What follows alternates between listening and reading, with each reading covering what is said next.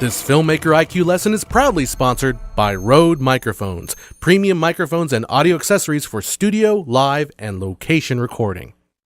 Welcome to FilmmakerIQ.com. My name is John Hess, and today we'll look at the origins and implications of auteur theory, while systematically butchering the pronunciation of several French words. Simply put, the auteur theory holds that a film is a reflection of the personal creative vision of a director, that he or she is the author of a film, like a writer is an author of a novel. The natural line of thinking from this in film criticism is that a film's quality is tightly intertwined with the film's director. As Truffaut said, there are no good and bad movies, only good and bad directors.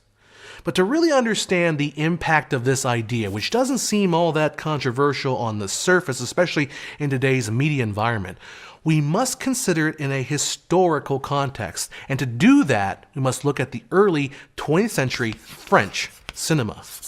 Now, France has always had a special place in filmmaking history, from the first ever public film exhibition in the Grand Café in Paris in 1895 by the Lumiere brothers to the works of Georges Méliès. Though Hollywood and American films would quickly dominate international cinema, even in the early silent era, the French film industry was an important artistic force through the 1920s, with Paris a major cultural center of Europe, cultivating avant-garde films like Un Chant Andalou by Spanish director Louis Buñuel and co-authored by Salvador Dali, to The Passion of Joan of Arc by Danish director Carl Theodor Dreyer. The arrival of sound in French film spelled an end to this experimental avant-garde. Well, this new technology sort of caught French filmmakers with their pants down, as they had developed sound technologies but held no patent rights. Instead, the French would have to license this technology from American and German companies, which came with really heavy fees. See, until sound, most French filmmakers were small artisan operations. Sound changed that, and powerful, organized foreign studios began to move in. In 1930, Paramount from America opened a studio in Joinville to make films into different languages. A year earlier, in 1929, German sound film company Tobis Klangfilm opened studios in the Parisian suburb of Epernay. From this Epernay studio would come one of the first internationally recognized artistic triumphs of the sound era, Sous les toits de Paris, Under the Roofs of Paris, in 1930 by René Clair. As French theaters converted to sound, musicals and filmed theater became the rage, adapting literary and dramatic works for movie-going audiences. The grandiose musical films would start to see some artistic pushback in 1934 with the rise of a movement called poetic realism. Those were studio-shot films with a fatalistic view of life, focusing on disappointment, bitterness, and nostalgia. Perhaps most prominent poetic realist was Jean Renoir, whose film enjoyed much international success, with La Grande Illusion in 1937 being the first foreign film to be nominated for an Oscar in the Best Picture category, then called Best Outstanding Production. But war, especially a world war, disrupts everything. When the Nazis marched into Paris, many filmmakers, including Renoir, fled. Those that stuck around continued working under German occupation, making escapist films and adapting literary works under the watchful eye of German and Vichy censorship. British and American films were outright banned, so French cinema took off, even more heavily reliant on musicals and stage plays as a light, pleasant distraction from the grim realities of war. When hostilities ceased, French cinema was actually quite strong and a source of national pride, culminating in 1945's Les Enfants de Paradis, The Children of Paradise by Marcel Carné. A National Center for Cinematography was founded in 1946 to support a strong national cinema. But when the ban on American films was lifted after the war, Hollywood films rushed in, encouraged by a generous quota in exchange for French luxury goods in the Bloom-Burns trade agreement to pay off the war debts. French film production went back to its pre-war averages, about 100 to 120 films annually. But the difference now was they were more highly organized, more polished, and better crafted than ever before. But the French output was lacking something artistically, at least to a group of young men who desperately wanted to be filmmakers themselves. Against this old guard tradition of quality, a new generation of outsiders, film critics, would establish a new way of thinking about cinema as art. The liberation of France also saw the rise of the cinephile movement. This was a generation of people who had grown up with film and had access to a huge library of French and American films available at the Cinémathèque Française in Paris. Now, their form would be the Cahiers du Cinéma, the Cinema Notebooks, a magazine started by André Bazin and Jacques Benoît Valcroze, with a group of young French film critics including Francois Truffaut, Jean-Luc Godard, Claude Chabrol, Jacques Rivette, and Éric Rohmer. Now, one of the central principles of Cahiers, derived from André Bazin, is the rejection of montage editing in favor of mise en scène, the long take with deep focus, which allowed audiences to take in a scene as it unfolds. The other principle derived from film critic Alexandre Astrux is the idea of camera stylo, an idea that a director should wield his camera like a writer uses his pen, and that he need not be hindered by traditional storytelling. Now, combining these two ideas in an essay in 1954, La Politique des Auteurs, Francois Truffaut attacked the French cinema of quality with their heavy emphasis on plot and dialogue. These contemporary French directors, he claimed, added nothing to the script beyond pretty pictures. They were metteurs en scène, stage setters, not true cinematic auteurs like Jean Renoir and Hollywood filmmakers like Orson Welles, Alfred Hitchcock, and Howard Hawks. These were directors that managed to imprint a personal style into their work. It also happened that these auteur directors that Truffaut was so fond of were very established masters of mise en scène. To Truffaut, there could be no peaceful coexistence between the tradition of quality and the cinéma d'auteur. Even the best film of the old guard would be less interesting than the worst film of a true auteur of cinema. In his subsequent writings, Truffaut would continue to attack established French commercial cinema as lacking in ambition, in imagination, and preventing young men from making films without a long, drawn-out apprenticeship.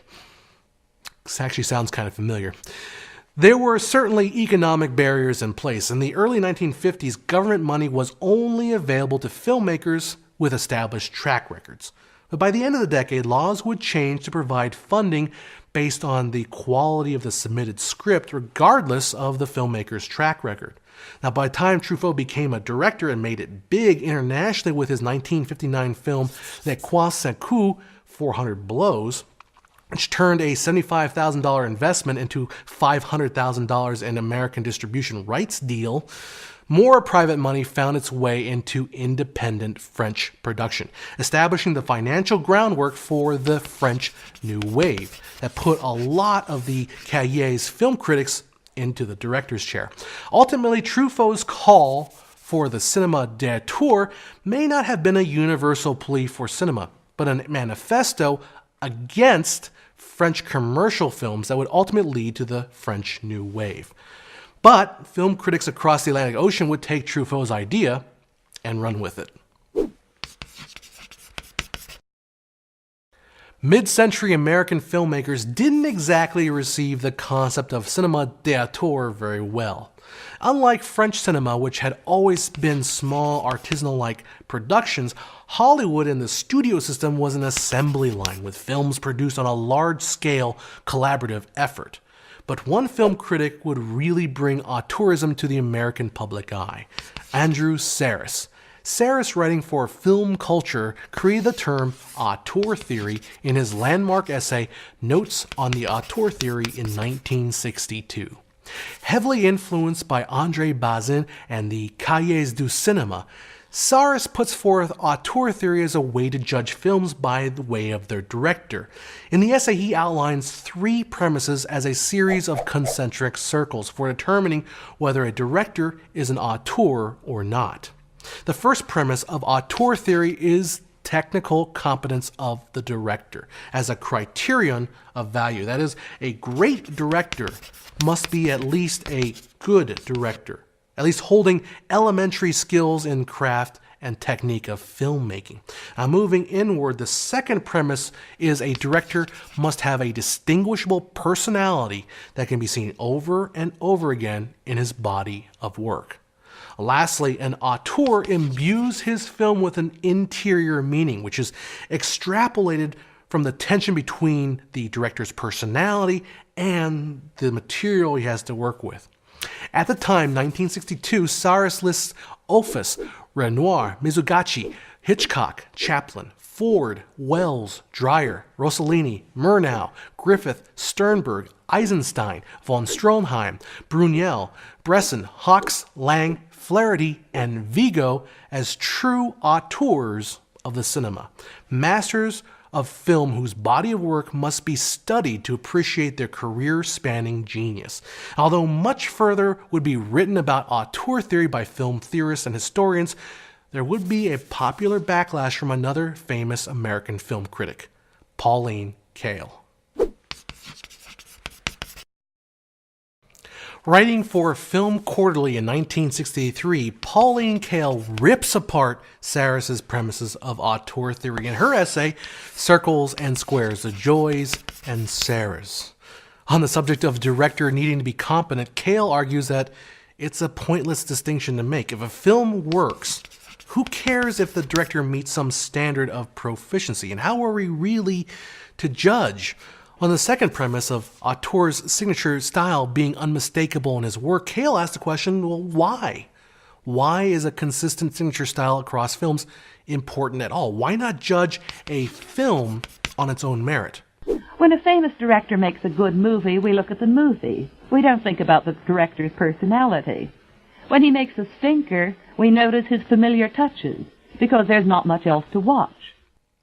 To Kael, ignoring a film's quality based on the authorship indicates that you are incapable of judging either. A film is a film.